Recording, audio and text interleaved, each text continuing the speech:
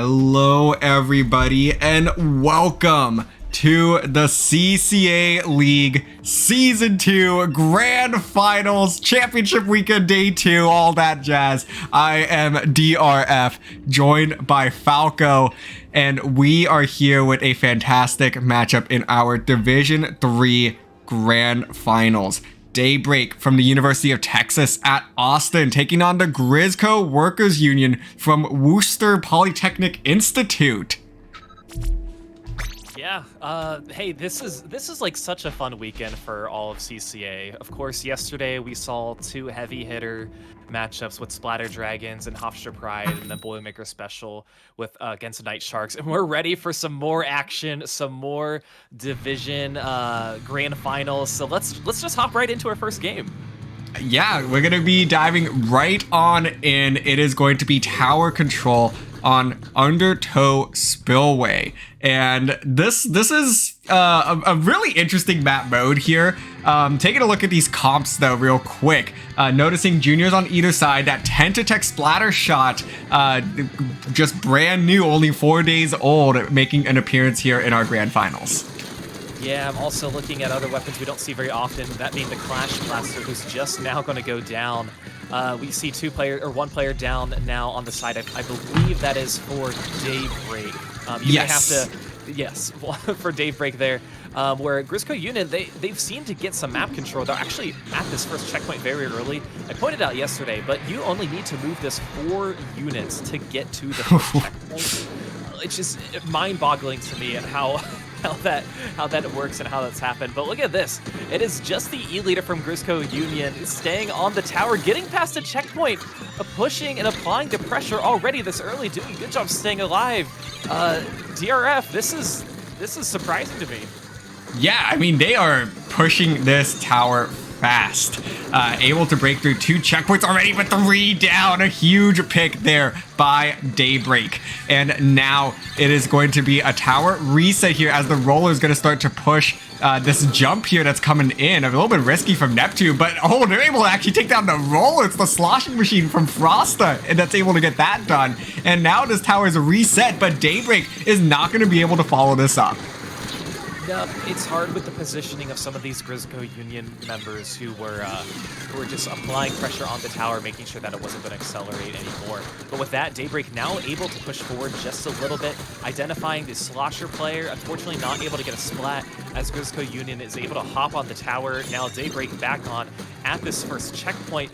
Again, you want to make sure you have the player advantage before you can push past this checkpoint. And Daybreak, they're having a hard time pushing forward, especially against the sloshing machine, who's now going up for Booyah. Oh, and that Trizuka was, you could tell that Trizuka was like, should I aim right at this Booyah bomb or not? And I think they hesitated just a little bit there, ended up missing the first shot. Second shot came a little bit too late there. But now it is going to be the Grizzco Workers Union. Even though several members are tagged here, they're going to be trying to make a move. This Clash actually going to try to push them back, but no, going to run into a 1v2 situation there, and that's not going to pay out for them, as this tower, once again, going to progress towards this first checkpoint for Daybreak, but they're not going to be able to find anything. It looks like they're having a little bit of trouble, breaking out of mid here, and even when they do, they always get picked off. Yeah, I mean, right now it's really benefiting Grizzco Union's just their whole game. They pushed early on, and if they can keep up kind of the stalemate in the mid game for the next 2 minutes, they're going to be successful with this, and they are able to get some picks, some trades, and a lot of map control too, especially with the help of their junior player. They're able to push forward and push this tower a little more too, so they are showing some more aggression right now. Now, Daybreak, they don't need to panic quite yet. You just don't want to get that E-leader on Grizzco Union in a very comfortable position. But we do see the sloshing machine going to work, getting some good picks, and that's actually going to push the tower all the way to 27, approaching that 3rd and final checkpoint for Grizzco Union. Wow, I mean, Frosta was like leading that charge there. They were able to get some notable points there as well, but alas, this will slow down. A minute and a half to go, and Daybreak still looking to break through that first checkpoint. The the Try Ink Strike gonna be coming out, but that's a double from the Clash Blaster. And this should finally be Daybreak's opportunity. Pressing this E-leader now, that's gonna be huge. Able to get that, that's the third, but not gonna be able to find the fourth. The bubble coming out from Garrett here, and they're gonna get a trade. But this is the opportunity that Daybreak has been looking for, and now they're gonna get some significant points on the board. You know, that's why I really like the Clash pick. You just get in your enemy's face, especially against that E-leader to just make sure that they can't find anybody. And look at this. This might be enough for the lead for Daybreak, breaking through in the last minute, taking the lead, still struggling to get past that final checkpoint. But this has turned around very quickly for Daybreak. I think it started with the Clash getting that triple, almost getting that quad, allowing Daybreak to set the tone, pushing the tower forward. And again, they have some paint on their team. They have the Junior, they have the Roller, they have a Splatling. They can control this game. Just keep the tower on the side of Grizzco Union. Make sure you don't allow their E-leader in a dangerous position, and this game will be yours. And with 10 seconds to go, it is the Grizzco Workers Union that are looking for one last-ditch effort. 2 members online here. They're going to be able to find one. They need to shut down this roller, but the roller is going to get shut down. It's somehow the E-leader that stays alive there, but that's going to do it. Cannot win the 1v2. A little bit slow there from the remaining teammates to get back into action. And that will be Daybreak that takes game number 1. Yeah, they kind of, it didn't seem like it was going to work until the last minute of that game.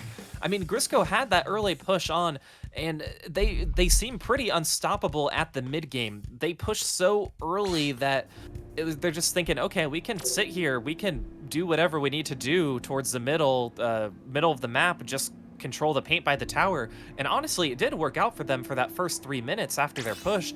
But Daybreak just getting the picks one by one, getting more map control, pushing towards the objectives.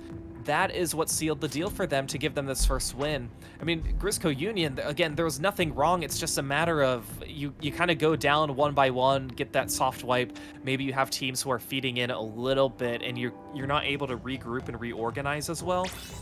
And that is what makes it pretty stressful. But Daybreak took advantage of that. They took advantage, okay, we need to have people on the tower. We need to throw our specials on the tower as well, and make sure we get our flanks too. That's what they did to help them get the win. So a fantastic job there for Daybreak as they go up 1-0. Fantastic job indeed. As we are now going to see a substitution here from the Grizzco Workers Union. They have a very deep roster. I believe they have the maximum capacity 8 players to work with. So we could be seeing a lot of substitutions from them. And I always love to kind of have this discussion here of, is it more beneficial to have a very tight-knit roster of 4 like Daybreak has? They have, bare minimum 4 people. You're running this with the same people every single week, and what's fantastic about that is that you really get to know each other and each other's play styles, and there's a sense of synergy that you develop from having such a tight core. But on the flip side, Grizzco Workers Union, with 8 people, you can substitute in anybody for any situation. Obviously, you might be trading off a little bit of that consistent synergy, but you have options. Yeah, you do. There really are pros and cons, and kind of what's nice about this tournament is, again, all of these players they know each other, the ones on their team. They don't have to, they're along the similar schedules too, so that is going to favor teams like Daybreak, who maybe don't have as much as their disposal as Grizzco Union. But like you said, it just comes down to which weapons are we comfortable with, which weapons are the other team comfortable with. And what's tricky for Daybreak, if they know any of these Grizzco Union players, they'll have to be prepared for any combination that could possibly come out.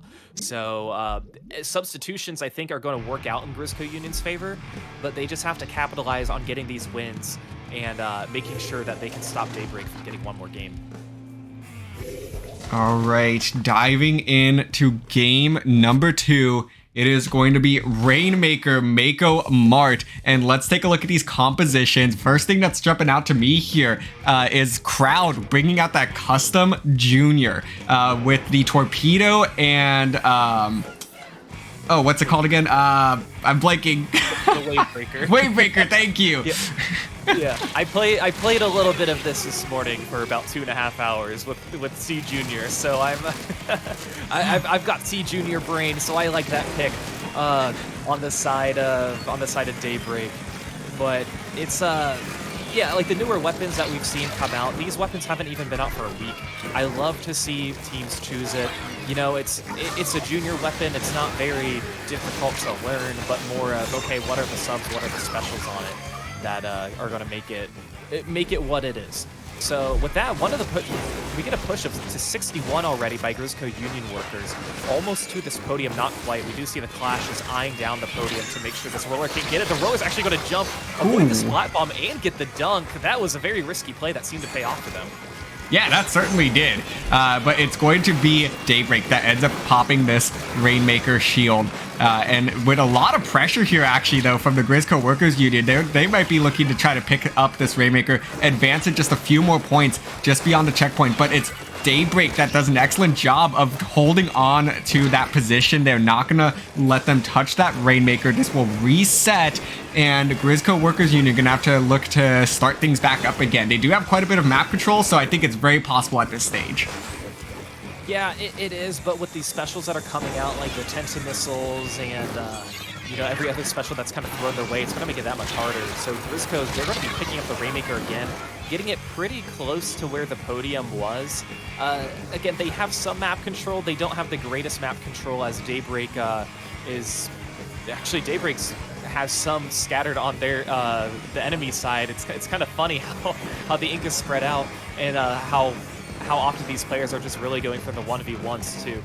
But yeah, so a few members of Grizzco, they're trying to take the right stack, trying to find an opportunity to push down, but Daybreak doing a good job blocking the Rainmaker barrier, and now they're going to be using more of these specials. It looks like the Rainmaker might reset, which could favor Grizzco Union, but this is just a bloodbath at mid-DRF. Oh, it absolutely is. Like, it's a little bit hard to focus on any particular individual here, as everyone just kind of collided in mid at that time. But, oh, let's take a look at this Trizuka, though, now. Able to get the first pick, but not going to be able to find much else. Did he get a second pick? It looks like it. Oh, that was yeah, that was very good movement there. Grizzco Union Workers now going to be taking it along the left side, extending their lead just a little bit, trying to go for the jump, but remember, the Rainmaker's only going to go as far as where you were last standing on the ground, so you have to make sure you land if you want to try and extend your lead. 3 players now down on Grizzco Worker Union, as Daybreak able to get the pop, pick up the Rainmaker, and trying to take back control of mid. Rainmaker going to be making progress back towards mid. The Wavebreaker coming out, trying to help identify any potential threats that are on their way. And with this Crab Tank, though, that's a major threat that they're going to have to try to deal with here. It looks like the Crab Tank, though, is not going to be able to find anybody. But now this Rainmaker is pushed into the corner, and that is going to do it for their push. They're not even able to bring that back to mid. A little bit of a struggle here for Daybreak. You know, similar to the previous game, though, it was Grizzco Workers Union for probably about 3.5 minutes before Daybreak got their first notable push going, and that might end up being the case here as well, as they are now tacking on their first points this game. You know, we've seen Daybreak do it in game 1, just not really having control until the last minute of the game. It could happen here with 2 players down, like you said. Daybreak now picking it up, extending their push as well, trying to get to that first checkpoint on the right side. Going to go down. It's just a roller who's alive on the right stack. They're going to get a nice pick, going to be dropping down the mid. Unfortunately, now are going to be splatted. So if you're Grizzco Worker Union, just control mid. You don't even need to pop the Rainmaker. You can just defend it. You can try and lock out some of these Daybreak members, but they're going to be opting to take it onto this right side, trying to extend their lead, potentially making it that much more difficult for Daybreak, but they are going to get the splat, keeping this alive. Oh, and just a collision there between a few different members on either team. 10 seconds to go. Grizzco Workers Union going to grab this Rainmaker and just back up. You don't need to make any big moves here. Just hold on to the Rainmaker, and that's exactly what they'll do to secure game number 2 and tie up the set. Yeah, again, it just comes down to getting that initial first push and keeping the pressure. Grizzco Workers Union, they did that during the game. they did a better job with this, just winning and keeping the neutral game at mid. If you let go of some of your players, if there was any team wipe on Grizzco Worker Union, I think Daybreak would have had that game, even with the checkpoints. So Grizzco Worker Union learning from that first game and getting the win in this one. So again, we like to see a tie score. We like to see them be competitive like they were. So a very good job, very good win. Yeah, definitely a great recovery from that first game as well, where Grizzco Workers Union was in the driver's seat for so long, and ultimately things just fell apart for them at the end.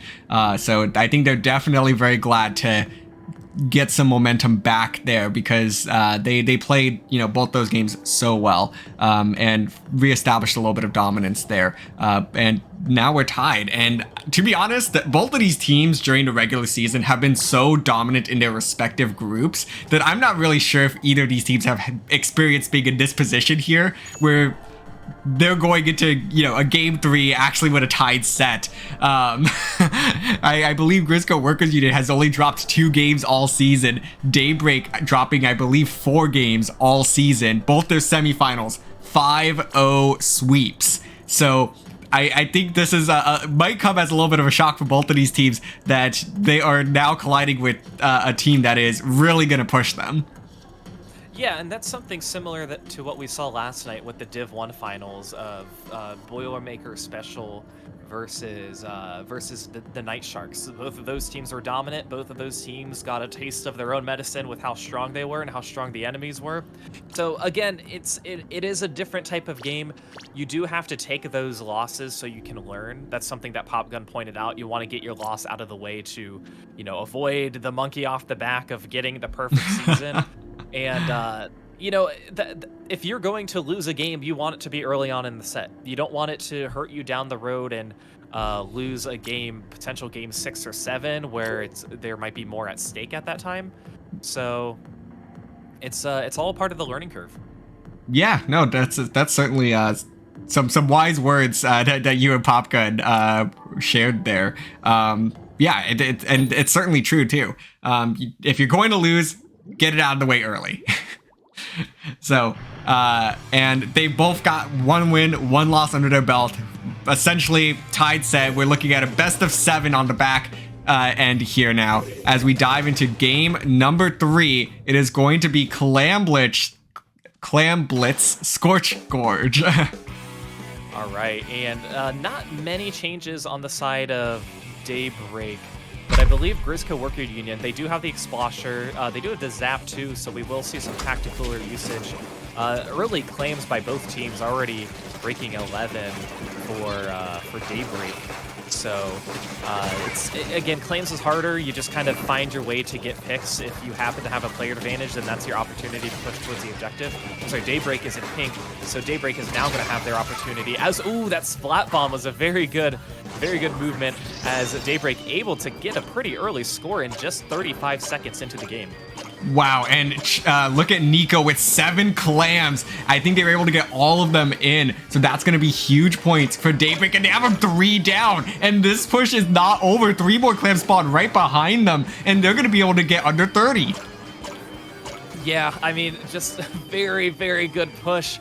You know, right now you don't have the retail space to keep it up, but you get to 23 already this early on in the game. A minute into the game, you're setting the tone, setting yourself up for victory. And again, just keep up the pace. You don't have to try anything crazy right now, especially with 3:45 remaining. Just kind of win your 1v1s. The last thing you want is Grizzco Worker Unions to do the same thing that you just did to them. So even if they score once, it's fine. If they score 2 power claims, that's fine too. Just make sure that you keep yourself composed and you don't let them make a grand push. This Crab Tank gonna look to try to create some space. Not able to get any picks though, but here it comes a power clam. Might be a little bit of an ambitious push as they run on ahead. But wow, look at that squid roll actually right into grabbing that power clam to dunk it in. But do they have the follow-up? They only have about 5 clams to their name, and the numbers advantage is currently even, as they're going to be able to toss in 2 more clams. I don't think they're going to find much else, but there's a couple of clams that seem to have been dropped by their teammate, and that's a wipeout actually. So it came a little bit late, but they have the wipeout, and they could certainly try to hold this position right now if they want to. Yeah, that's one of those things where if that wipeout would have happened 2 seconds earlier, this could have been game for Grizzco Worker Union. You have one player go back, pick up the pity claim, or if they're respawning and jump in, and just like that, they are able to continue their push with one power claim in, another power claim at the ready, but it looks like one of the players is going to go down to a splat bomb. So again, I don't want to say missed opportunity there for Grizzco Worker Union because that was a very dominant defense by Daybreak. It's hard when your basket's open, you get splatted, and then your basket's open again, you kind of go into that panic mode. But Daybreak able to hold on and keep the lead as Grizzco Worker Union still applying this pressure. Yeah, and Daybreak just doing so good on the defensive end. That could have been disastrous for them, but they somehow get by 2 pushes. Only 67 remaining. That's not even 2 power clams worth. So a little bit of a almost shocking defensive stop there, because that's certainly on paper, you know, it seemed like Grizzco Workers Union was executing that perfectly. And Daybreak came in with just a huge stop there. So now it's a minute and a half to go, and Daybreak still holding on to this 44-point lead. And that's another wipeout. Yeah, this is going to be looking good for Grizzco Worker Union, able to score for a 3rd time uncontested as they are now throwing in claims. This is going to be their opportunity to take the lead. They do have some claims that are being thrown towards the basket, not quite at the basket now as Garrett is able to get some in. They just need 3 more claims if they want to take the lead. They need to get it now because they don't know if they'll have this opportunity to do once again. We go to the end zap. It's now going to go down. Oh, it is just the Explosher who is not going to be by the basket in time. Oh, Daybreak, you are getting lucky. You're getting very lucky with this. Daybreak's just trying to keep this exciting. They're trying to see how close they can push this without losing the lead, and they have done almost exactly that. 3 pushes that Daybreak has lived through here without holding on to the lead. I think that's just how dominant that first push was. And now with 30 seconds to go, that's going to be a huge double from Nico. And now it's going to be the Grizzco Workers Union who have to scramble. The Crab team coming out in a little bit of a difficult position there, and it's going to be 2 people that are going to try to collapse in on that Crab over in the corner. And it's going to be the Crab that actually wins that out. So now with 2 down on the side of Daybreak, this game will be going into overtime, and Grizzco Workers Union will have one last opportunity to take this lead. It's not going to take much. Yeah, they just need a few more claims at this point. It is the Explosion who's by the basket. Are they able to do it? Just one more claim. There's a jump in. Do they have any claims? Garrett has to run away. I don't know if they're going to get any claims in time. Oh, we see one player alive. Did they get it in? Hey, no! It didn't go in. Oh my goodness. Oh my gosh. By half a second. Oh, that is so hard at that point. Like, you're doing everything you can to rush towards the basket. Oh, that was so hard. Like, Daybreak, okay, that just goes to show how important it is to keep the pressure up when you first score. Obviously, with total points, including penalty points, Grizzco Worker Union, they scored way more than Daybreak did because, of course, when the basket closes, you get more penalty points that are added on. So, that just goes, like, one very dominant push is more important than 4 even good pushes that the Grizzco Workers Union had. But it's so hard when the claims come in just a tad late. We actually saw that in the very last game of Div 1 finals yesterday, where I believe the Night Sharks, they tried to throw in a power claim, and it actually ended when the game was spinning, or when the claim was spinning. Oh, that always hurts. So it's, I love these Clam Blitz games. I love Scorch Gorge. It is so hard for a team like Grizzco Worker Union when you put in so much effort and can't come out just because the other team had a first better score. Oh, such a close game. Such a good effort too by Grizzco Workers Union. My jaw's still slightly unhinged from that. I don't think I've seen quite the ending like that. all season. That was just so incredibly close for the Grizzco Workers Union. Daybreak just continued to flirt with danger there as they just progressively let that lead get cut slowly, bit by bit. And they literally, I think, let that get as close as it possibly could have in order to still win the game. Yeah, they could have, and obviously they weren't doing that on purpose. It's more yeah, certainly. Okay, yeah, it's like we have to close our basket. We have to try and control mid, but it's hard when there's like a brush player who can just run around the entire map. I mean, that's what you need to do when you're a brush player in clams, is serve as a distraction. Get the quick clam in, run away, get all the other clams. I thought for sure that the NZAP was going to get that clam in, but oh, just a tad too late. Oh my goodness. So close. We'll certainly be talking about that game.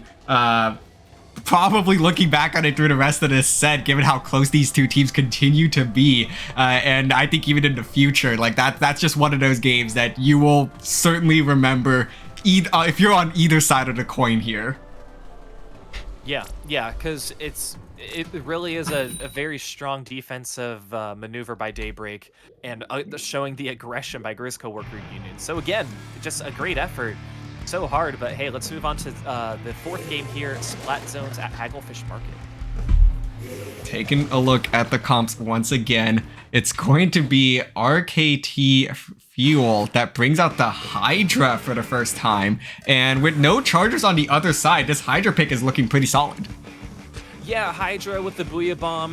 This is a very Hydra-friendly map too. I was going to say you stand exactly on the tent where this Hydra is standing. You can easily see if somebody's pushing up and trying to splat you.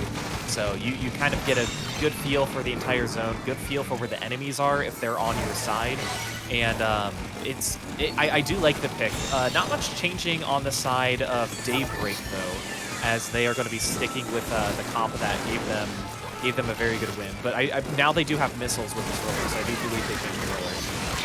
Yes, so it is going to be the flings that it's in their possession, and that's going to be 3 down on the side of Daybreak. So Daybreak now scrambling, 50 points remaining already for the Grizzco Workers Union, and this is going nowhere fast for Daybreak, as the Grizzco Workers Union coming out with some fiery vengeance here.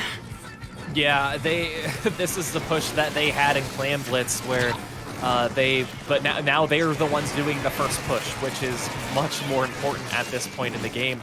You know, I'd be kind of surprised if Daybreak can break back in here, but it looks like they're going to be trying to with a bubble by the zone. We do see one of the members trying to back up. Can Grizzco Worker Union hold on to this zone to keep it contested and get the win? And it looks like they do in a very quick fashion. So Grizzco Worker Union getting that win for game 2, just quickly changing the pace. Oh boy, these teams continue to go back and forth. We get a Daybreak clutch up in game 1.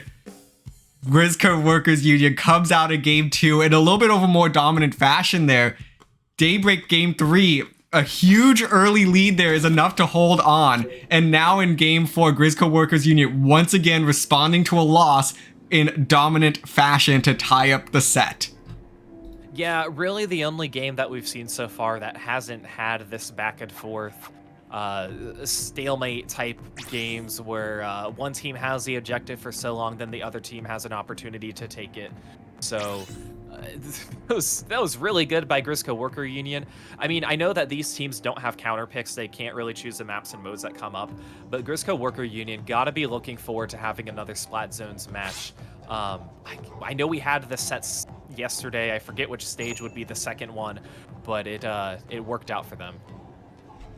Yeah, having that additional, being able to revisit some of those modes, I think really can benefit either side here, especially, Grizzco Workers Union, if they can at least extend a set to that next Splat Zones, they're going to be feeling really good about that.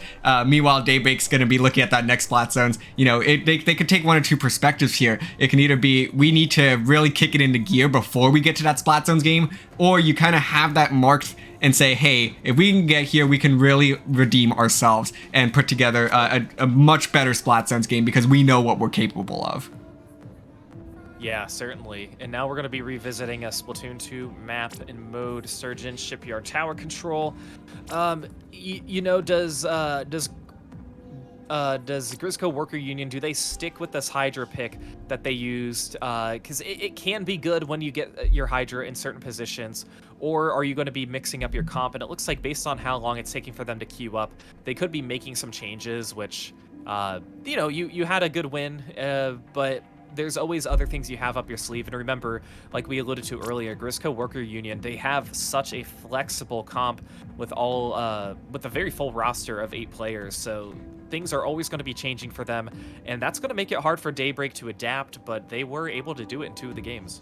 Exactly. And I believe we actually had a double substitution here. I think they have 6 members that are playing this grand final set, which further complicates the strategy for both of these teams, as they have to now figure out exactly what's going to be best in each of these compositions. Daybreak just wondering what are they going to bring out after, you know, substituting 2 different players here. And taking a look, we're going to have the heavy Splatling as the backline for Daybreak. And meanwhile, no backline at all for the Grizzco Workers Union.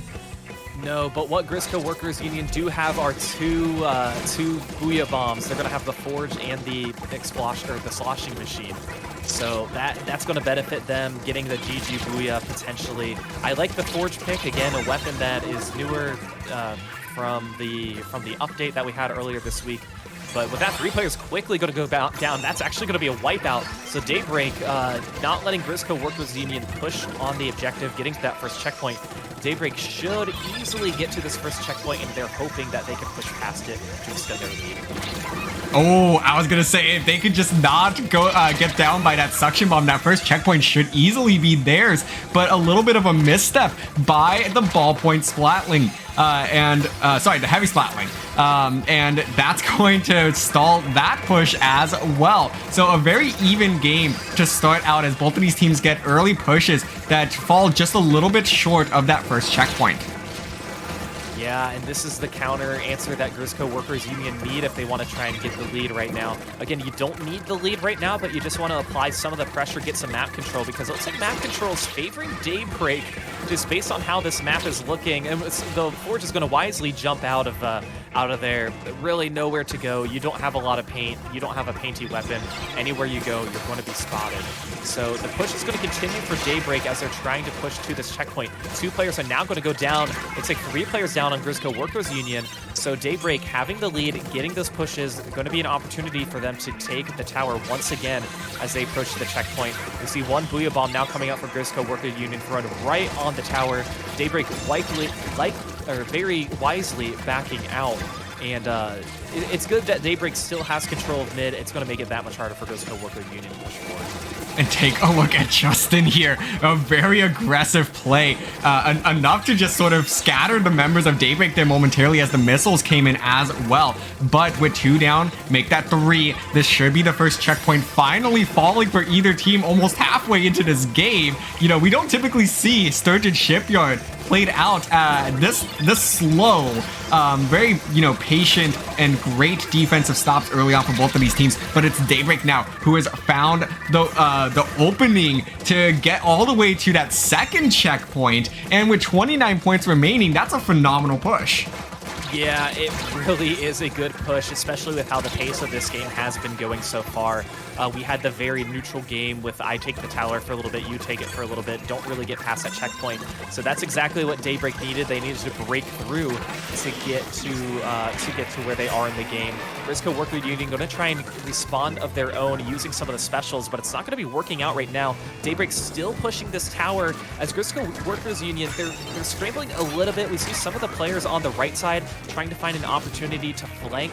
And that's what you need to do, especially if you want to take out the back line, you want to take out the heavy, you want to potentially take out the roller as well. So they're doing everything they possibly can, but it's a matter of can they do it in enough time. A minute and a half is what they have to work with. And they are going to get 2 down here, so this could be the opportunity now for the Grizzco Workers Union to get this push going and to finally break through that first checkpoint. And they're going to try to make that move happen now, as we see it's going to be Justin on the crab tank that's going to have this, you know, a nice strong shield here to work with to help them break through the first checkpoint. There it is. Now they're going to need to get to the second and at least break through about half of it to get this lead back. And with numbers even on either side, look at the roller coaster from behind. That's going to surprise them. And now an absolute bloodbath. It's going to be the sloshing machine that needs to get out of there, but not able to do so. A wipeout, and Daybreak back in control with 45 seconds to go.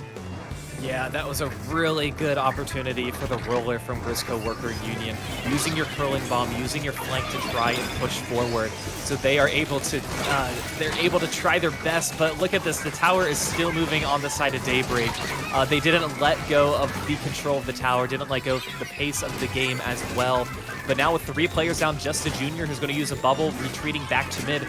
This will be the opportunity for Grizzco Worker Union to push up. They're going to need a lot of paint. They're going to have to challenge the paint that's coming out from Daybreak's junior if they want to try and get this lead. And we do see the clash for the sloshing machine 1v1. This will be Grizzco Workers Union last opportunity to push forward. They're going to have to contest this heavy, but look who's behind them. It is the sloshing machine going up for the booyah. We see 1 booyah by the tower, 2 booyahs paving the way for the tower, but look at this, Daybreak trying to push from behind. Are they going to get there in time? Who's going to get the lead? Oh, they lost the lead. So with that, Daybreak able to come out on top and to, oh, I'm sorry, Grizzco Workers Union. Grizzco Workers Union. Yeah, and get the lead. Oh my goodness. Oh, these clutch finishes. It's so crazy. Wow. I continue to say this. I feel like these teams, they have not been pushed like this this season as they have now, and it certainly shows. As you know, neither team has been quite in this position where we're both. Where they're in a very, very tight set, 2-2, now 3-2. Grizzco Workers Union certainly has not been in that position, as they've only allowed 1 game from any of their opponents all season long. Daybreak may be a little bit more familiar with this position here, so that could benefit them having at least 1 very close set during the regular season. So that always actually plays an interesting factor here. You know, being able to have that experience in clutch situations and how you respond to it, and dealing with your opponent being just as clutch as you are. Yeah. It's one thing if the game is close, but the losing team never comes out on top. But here we've had so many comebacks where there was one team in control pretty much the entire match, and that, you know, being Daybreak in this game, and Grizzco Worker Union needing to make that last second opportunity push. They got on the tower at mid with about 4 remaining, knowing that this was going to be their last push, and the double booyah bomb paved the way. I initially thought it may have been a little too early, because you want to save one of those booyah bombs for when you need to get past this checkpoint, when you get past the lead. But they were able to paint, they were able to pave the way, they were able to splat some of those Daybreak members and just keep players on the tower. That is what you need to do to get the win. And so Grizzco Workers Union pulled it off, and now, like you said, are leading 3-2 as we move on to the next game, Rainmaker Eeltail Alley. Oh boy, and Rainmaker Eeltail. I like this map mode combo. I feel like it's the perfect amount of chaos, and if we've been talking about comebacks, we're certainly going to see some form of comeback here, because it's so easy to build up a strong lead here just for the opponent to pick it up, take it coast to coast, and surprise you suddenly when they're now pushing the glass, and suddenly they're 15 points away. You've lost the lead. This one is going to be absolutely insane if it goes any way that these previous games have indicated. Yeah, like you mentioned, the slick spot is what makes it really hard to try and get the lead. It's hard to decide which podium you want to go for the checkpoint, if you want to go on the top left or the bottom right side. It's always a situational obstacle that you want to try and figure out what you're going to do. But man, I'm just excited. I like these comps. You know, some of these weapon choices aren't things that we see all the time, so that makes it that much better. And we are going to see, again, pretty standard comps to what we had seen before. So you know, I think Daybreak, they're going to have to rely on the backline of the ball point to potentially push them forward. Grizzco Workers Union going to rely on the brush to get some flanks, potentially take out the ball point. So let's see what they do. early on, it is going to be first blood. Daybreak losing that junior as soon as they pop that bubble. And now it's the Grizzco Workers Union trying to make a little bit of a gutsy move there with the Rainmaker. I don't think they were in quite the position to get a strong push off. But they're certainly going to continue to try to keep pressure on this Rainmaker, actually. This Rainmaker ultimately looks like it will reset. So, 9 points on the board. You know what? That's enough for a lead for now. Yeah, you kind of just pick it up, and I think that's more of, okay, we picked it up, we also wanted to paint a little bit. You know, that can kind of go hand in hand when you have control of the objective. And that seemed to be what worked out for Grizzco Workers Union, as they are going to get the second pop too. Looks like they might be in a position to try and pick up the Rainmaker, but it looks like their Brush player is going to go down to a Splat Bomb. Now we do see the N-Zap, or I'm sorry, the Splash-O-Matic versus the Junior over there. So now Grizzco Workers Union picking up the Rainmaker once again, not being able to push it. They just don't have a lot of map control to work with, as we just see a very stalemate game at mid. It is very stalemate, but actually take a look at Justin now, who's going to try to sneak by with this Rainmaker, able to push it to 60 remaining. So a solid push there. You're still not breaking through that first checkpoint, and this is actually a little bit of a slower paced game than I was anticipating to start out. Yeah, it is a little bit, but we see the momentum now by Grizzco Workers Union. It's going to be very important to try and get to that checkpoint. They want to do everything they possibly can to get this pop here, because you know Daybreak is aggressive trying to prevent that pop, so they might get too close to the barrier. And it looks like Grizzco Workers Union do pick it up. Again, they're still not able to get it in the podium. Booyah Bomb now thrown at the Rainmaker, but Grizzco Workers Union trying to take down these Daybreak members one by one. Good job with this picks. This sloshing machine is doing a fantastic job. Oh, and look at Daybreak getting cornered here. So now that'll finally be the first checkpoint that falls just under halfway through this game. And they are looking to take on more. It's going to be Justin with the splash that's grabbing that Rainmaker. And they're going to do the smart thing here, which is swing it right. You can try to get quick and easy points going left, but right is where you get the more efficient pushes. And with 3 down, the Rainmaker goes down with that. So this push is not over, and that's going to be a knockout, actually. The wipeout will secure game number 6 for the Grizzco Workers Union, and they are at match point. Man, anytime you get a wipeout after that first checkpoint, that's almost a guaranteed GG's at that moment. And that's exactly what it was for Grizzco Worker Union. And like you said, they opted to take it towards the right side where they had more retail space. They had more time to coordinate what they were going to do. And I think that allowed them to get the wipeout. I don't know if they would have had that opportunity if they tried to push it up slick. Sure, initially they may have gotten more points, but they wouldn't have this space, they wouldn't have the paint, they wouldn't have the retail to put themselves in a position to splat the rest of the Daybreak members. So, very smart decision. Now, this is the first time that one of our teams is up by 2 points. This is actually set match for Grizzco Worker Union, as we're doing a best of 9 for the grand finals. So this is Grizzco Workers Union opportunity to get this win the set, be the division champions. Yeah, Division 3 champions, just by winning one more game, Claim Blitz on Hammerhead Bridge. Yes, so Grizzco Workers Union has an opportunity to clinch the division. They have just continued to be such a force this whole season, and if they could put it away here, that'll be a huge display of just continuing to show how dominant they have been by, you know, closing out this set with 3 wins in a row. But with Daybreak, they're out of opportunities here. Like they can't make any more mistakes. They can't let any more games slip. They're going to have to win 3 in a row themselves. So I guess that's really what it might come down to, is who's going to win the 3 in a row here. Because I think if Grizzco Workers Union, they need to put it away here. Daybreak has shown that they are a team built on momentum, and if you let them build that momentum, then that's going to be so difficult to turn it back on them. So put it away while you can. That's going to be the focus here. Play smart. Don't get too antsy because you're so close to that championship. You need to just continue to maintain that exact focus that you've displayed so far in some very clutch situations. So it's really going to, I think this one is going to be a nail biter. It really is, and look at the mode we're doing, Clam Blitz. We saw what happened the last time these two teams played Clam Blitz. Oh, With, yes. Daybreak just holding on at the very last second, preventing that win from Grizzco Worker Union. So, it is it is going to be a nail biter. I know Grizzco Workers Union is going to want their revenge, especially in a game-winning situation to try and secure that win. So it's all going to be coming down to potentially who gets that first push.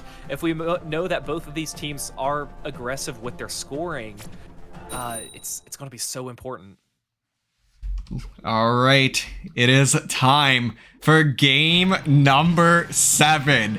Clam Blitz, Hammerhead Bridge. This is match set division point for Grizzco Workers Union. Daybreak trying to extend this set.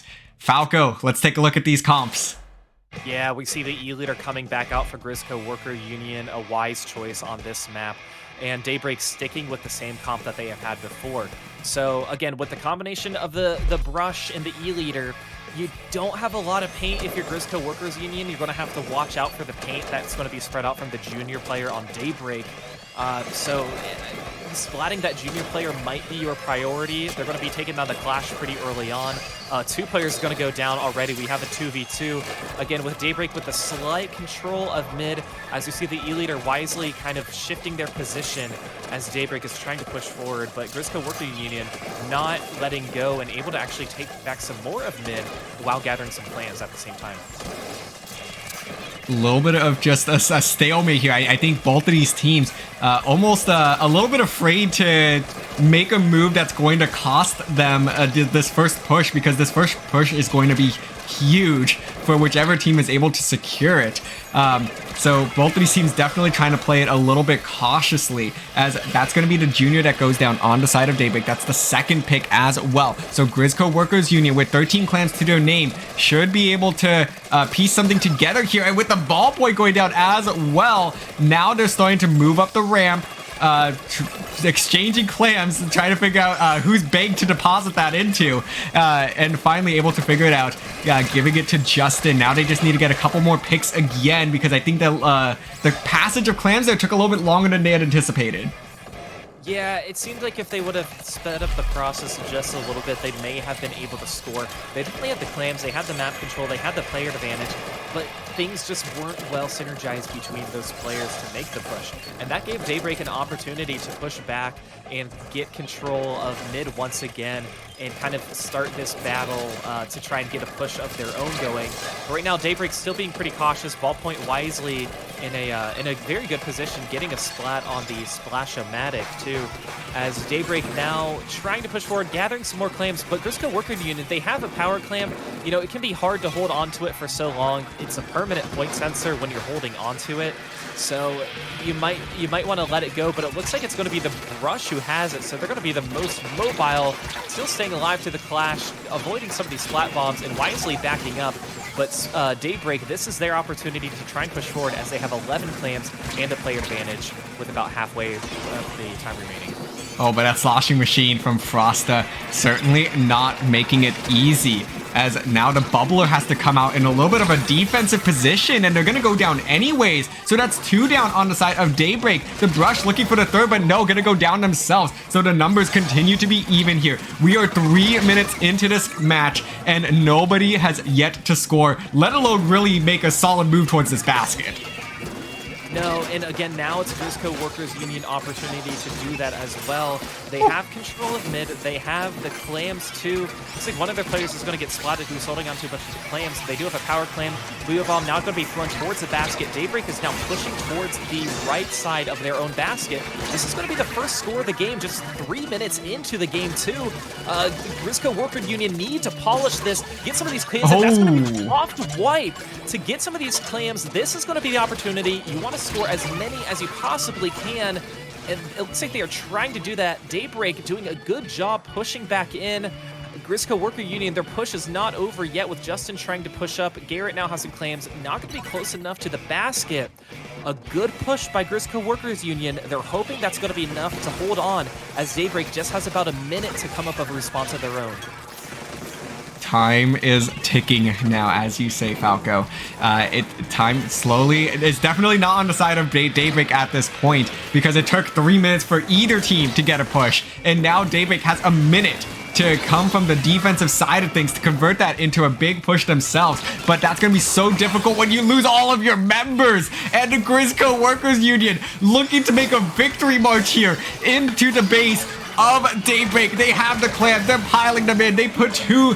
They have 2 down though, but they still have this crab. Frosta on the sloshing machine, picking up a few more clams as well. That's gonna be 3 down yet again, and they're able to bring this down to 28. That's a delayed wipe. This victory march is on as the Grizzco Workers Union are 20 seconds away from a championship. Yeah, so close. Grizzco Worker Union couldn't keep the basket open for much longer. They were very close, but Daybreak, they have one shot. They have one pity claim that they can pick up, but the map controlled by Grizzco Workers Union is going to make it so tricky. At this point, they might be better off having one player flank and then getting that power clam jump, because they're not going to have enough time to get all of their players over there, as overtime is now just about under halfway of the time remaining, and Grizzco Worker Union not letting up with the aggression, especially this crab doing a good job getting a few picks. This is going to be the game, the wipeout to seal the deal. Grizzco Workers Union are your Div 3 CCA champions. Wow, what a final game for both of these teams, especially the Grizzco Workers Union. We had 3 minutes of these teams just stalling it out, waiting for the other to make a mistake.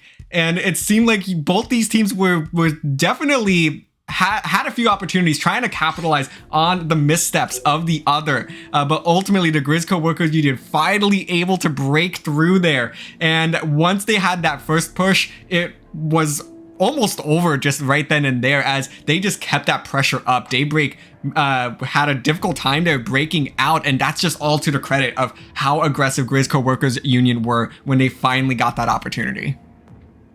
Yeah, it all came down to being patient. You know, the first score of the game wasn't until what we said about 3.5 minutes in, and Grizzco Workers Union, they had such a dominant push and a dominant scoring at that moment. And, you know, when you do that late in the game, you have control of mid, you have control of most of the clams, you make the enemy team scramble. That's what happened. But hey, Daybreak, they've got to leave with their head held high. Getting 2 games off of a dominant team like Grizzco Workers Union, a very, very impressive feat. And both of these teams, like we said earlier, have had fantastic regular season games. So it's just such a great send-off for both of these teams this semester. Certainly is the case. A fantastic final set between these two.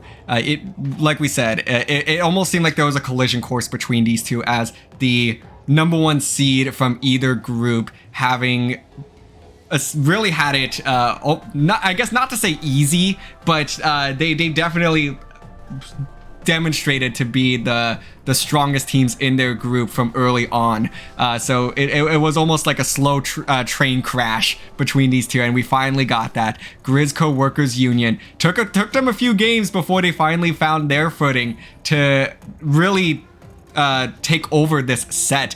Daybreak, their 2 wins coming off of big clutch situations. So Daybreak, like you said, they need to hold their heads high, because that was a phenomenal set, and I look forward to seeing them along with the Grizzco Workers Union come back in future seasons and just continue to dominate and impress this whole collegiate scene. Indeed. Such a great set. But hey, we still have 2 more sets that are headed your way. I believe we have the Div 4 and 5 finals coming up. Is that right, DRF? Yes, Div 5 will be coming up next. So that will be Vapor and myself on the mic. So Falco, thank you so much for joining us yesterday and today. Go ahead and plug yourself. Where can our chat find you? Yeah, thank you very much for having me. This has been fantastic grand finals between today and yesterday. You can find me, Falco Flyer, on Twitch and Falco Flyer 11 on Twitter. If you're playing in Ludi, I will be hosting Ludi sets where we will be casting and commentating them. Make sure you follow the Splatoon Tourney Twitch channel for all the latest in that regards.